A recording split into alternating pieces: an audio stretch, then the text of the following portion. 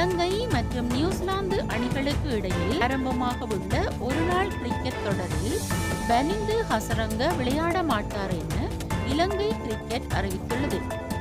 இரு நாடுகளுக்கும் இடையில் தம்புள்ளியில் இடம்பெற்ற இரண்டாவது 2020 சர்வதேச போட்டியின் போது ஏற்பட்ட காயம் காரணமாக அவர் இவ்வாறு நீக்கப்பட்டுள்ளார். பனிந்து ஹசரங்கவிற்கு பதிலாக துஷான் ஹேமந்த அணியில் இணைக்கப்பட்டுள்ளதாக இலங்கை கிரிக்கெட் அறிவித்துள்ளது. மேலும் தகவல்களை அறிந்து கொள்ள தமிழ் செய்திகளுடனும் தமிழ் இணைய யூடியூப் தளத்துடனும் இணைந்திருங்கள்.